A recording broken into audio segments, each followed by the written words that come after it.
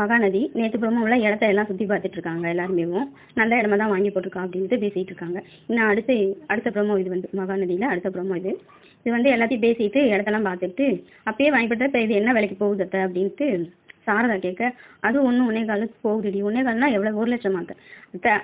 அது இல்லடி, இங்கே 1 கோடி கிட்ட போகுதுடி. அது ஃபஸ்ட் ஸ்டாண்ட் வேறு பெருசாக்கிட்டாங்களா, ரொம்ப பெருசாக இருக்கு.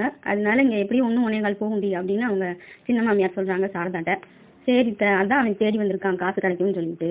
வேறு அவனுக்கு தேவையே இப்படி தான், பணம் காசுனாக்கும் இடமெல்லாம் பிடுங்கி வைக்கிறதே அவனோட வேலை. அதான் தேடி வந்திருக்கான் அப்படின்னு சொல்லவும், அவனை சும்மா வடி விட்டீங்க அப்படின்னு அவங்க அத்தை கேட்குறாங்க.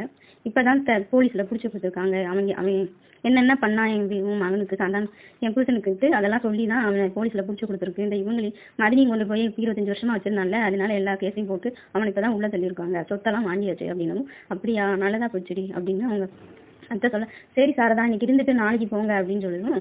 இல்லை நைட் ஆயிடுச்சு, நாங்கள் வீட்டுக்கு போக சரியாக இருக்கும், அதனால நான் நாளைக்கு வரேன். இந்த பத்திரம்லாம் எங்கே அதனம் இருக்குது அப்படின்னு கேட்க, என்கிட்ட தான் மதினி இருக்குது அப்படின்னு சாரதாட்ட சொல்ல, சரி உன்கிட்டே வச்சிரு, நாளைக்கு இந்த தம்பியை பேரில் மாற்றி விட்டுறலாம். இன்னும் எங்களுக்கு எதுக்கு இந்த அதான் 3 பிள்ளைகளுக்கு கல்யாணம் ஆயிடுச்சு இல்லை, 3 பேருக்கு பேர்லேயும் மாற்றி கொடுத்துடலாம் அப்படின்னு சொல்ல, சரி மதினி உங்கள் விருப்பம் தான் அப்படின்ட்டு தானம் சொல்லவும், சரிப்பா போகலாம் அப்படின்னு. ஏப்பா சாப்பிட்டுட்டு போகலாமே, என்னப்பா இப்போ வந்தோடனே கிளம்பிட்டீங்க? இல்லை நாளைக்கே நாளை கழிச்சோ வரோம், கட்டாயம் வரோம், சாப்பிட்றோம் அப்படின்னு சொல்லிட்டு சாரதா சொல்ல, சரிப்பா அப்படின்னு சொல்லிட்டு சரி சித்தி நாளைக்கு வரோம்ட்டு எல்லாம் சொல்லிட்டு கிளம்புறாங்க.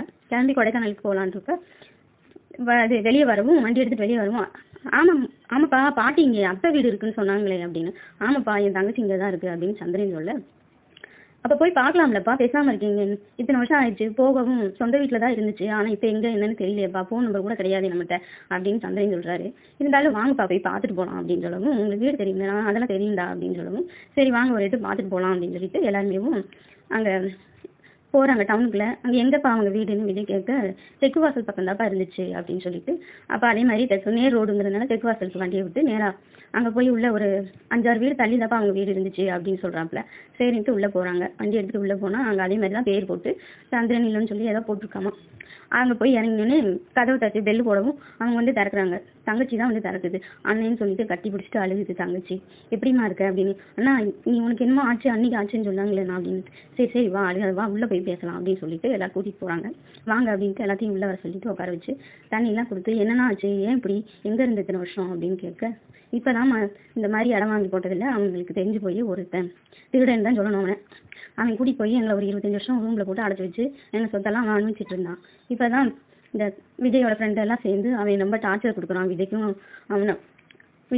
கொடுக்குறான்னு சொல்லிட்டு, அதனால அந்த பசங்க தான் பிடிச்சி என்ன ஏதுன்னு கேட்டப்போ இவன் இந்த மாதிரி டீட்டெயில் சொல்லவும், அப்புறம் அவங்க தான் எங்களை கூட்டிகிட்டு வந்தாங்க. அப்படியா பரவாயில்ல விஜய், உன் ஃப்ரெண்டுகளுக்குலாம் நன்றி சொல்லணும்டா அப்படின்னு. அதெல்லாம் சொல்லிட்டேன் சார் அப்படின்னு சொல்லிட்டு எல்லாம் பேசிகிட்டு இருக்காங்க. பேசிகிட்டு இருக்கும்போது எங்கம்மா பிள்ளைய அப்படின்னு சந்திரன் கேட்க, இந்தா இருக்காங்க நான் இருங்க கூப்பிட்றேன் அப்படின்ட்டு.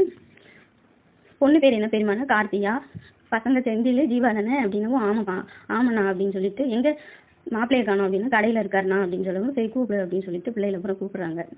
சாந்தி அவங்க தங்கச்சி பேர். கூப்பிடவும் இந்த வரமா அப்படின்ட்டு பிள்ளைகள்லாம் வராங்க. எல்லா கூட்டம் இருக்கிறத பார்த்துட்டு யாருமா அவங்க அப்படின்னு கேட்க, இதாண்டி உங்கள் மாமா, என் அண்ணன் கூட பிறந்தவர் அப்படின்னு சொல்லவும், மாமாவா, இத்தனை வருஷம் நீங்கள் பேச்சே எடுக்கல, அதுதானே என்னையவே உங்கள் அம்மா பார்க்கல, அப்புறம் எப்படி அண்ணனை பற்றி பேசுவாங்க அப்படின்னு விஜய் சொல்ல, என்ன உங்களை பார்க்கலையா, அம்மா யாருமா இவர், இது வெளிநாட்டார் மாதிரி இருக்காரு அப்படின்னு கார்த்தியா சொல்ல, அவன் தாண்டி என் அண்ணன் பையன் அப்படின்னு சொல்லவும், அண்ணன் பையன் மட்டும் வேகமாக சொல்லுவாங்க, ஆனால் இத்தனை வருஷத்தில் எப்பயாச்சும் ஒரு தடவை பார்த்தாங்களான்னு கேளு அப்படின்னு சொல்லவும் 2 பேர் பேசிக்கிறாங்க. பரவாயில்லையே மாமா ரொம்ப அழகாக இருக்கீங்க அப்படின்ட்டு அந்த பிள்ளை சொல்ல, காவேரி அப்படியே பொசு பொசுன்னு ஆகுது காவேரி பற்றி ஒன்றுமே பேசலை அவங்க வீட்டில். அப்புறம் சரின்ட்டு இவங்கெல்லாம் யாருண்ணா அப்படின்னு கேட்க, சாந்தி இதுதாம்மா தங்கச்சி, இன்னொரு தங்கச்சி கூட பிறக்காத தங்கச்சி தான் சாரதா, அவங்க பொண்ணுங்க இவங்க 4 பேரும். இது அவங்க 2 பெரிய மாப்பிள்ளை சின்ன மாப்பிள்ளை. அப்புறம் இவங்க சொல்லவா தேவி அப்படின்னும், இருங்க கொஞ்சம் நேரம் ஆகட்டும் அப்புறம் சொல்லிக்கலாம் அப்படின்ட்டு தேவி நக்கலாக சொல்லுவோம். என்னன்னா ஏன் அண்ணி அந்த மாதிரி சொல்கிறாங்க அப்படின்னு கேட்க, இருமா அப்படின்னு சொல்லிட்டு உங்கள் அண்ணியே சொல்லுவா அப்படின்னு சொல்லுவோம். சரின்னு சொல்லிட்டு எல்லாம் பேசிட்டு டீ காஃபிலாம் குடிச்சிட்டு, ஆமாம் இந்த பொண்ணு யாருன்னே சொல்லலையே நான் அப்படின்னு கேட்குறது சாந்தி. அதாம்மா சரி என்ன பிள்ளைகளுக்குலாம் கல்யாணம் பண்ணலையா, நீ பேசாமல் பெரிய பிள்ளைகளாக வச்சுட்டு இருக்க, எங்கன்னா நீயும் வரல, யாருமே எங்களை பார்க்கல, நாங்கள் ரொம்ப கஷ்டத்தில் இருந்தோம், இப்போ தான் திரும்ப ஜவுளி கடை வச்சு இப்போ ஓரளவுக்கு கஷ்டம்லாம் தீர்ந்துச்சு, இனிமேல் தான் நான் பொண்ணு மாப்பிள்ளைலாம் பார்க்கணும் பிள்ளைகளுக்கு அப்படின்னவும், அப்படியா ஏன்னா இப்போ பையனுக்கு விஜய் கல்யாணம் பண்ணல, அப்படி என் பொண்ணை கட்டிக்க அப்படின்னு கேட்கவும், விஜய் திரு முடிச்சிச்சு. காவேரி அதுக்கு மேலே முடிக்குது, இந்த குட்டி பாப்பா 2 பேர் யாரும் சொல்லலை அப்படின்னவும், சொல்கிறேன் இரு அப்படின்ட்டு விஜய்க்குலாம் கல்யாணம் ஆயிடுச்சுமா அப்படின்னு. கல்யாணம் ஆயிடுச்சா, என்னென்ன சொல்கிற? அப்போ தாத்தா இப்போ மாமா அத்தையெல்லாம் என்கிட்ட ஒன்றுமே சொல்லலையே அப்படின்னு.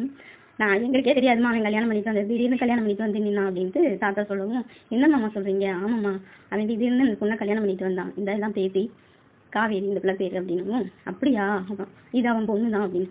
ஏன்னா இவ்வளோ பெரிய பிள்ளையாயிடுச்சு, எங்ககிட்ட ஒரு வார்த்தை கூட சொல்லலை அப்படின்னு. ரொம்ப பிரச்சனை நடந்துச்சுமா, எதுவுமே சொல்லிக்கிற மாதிரி இல்லை.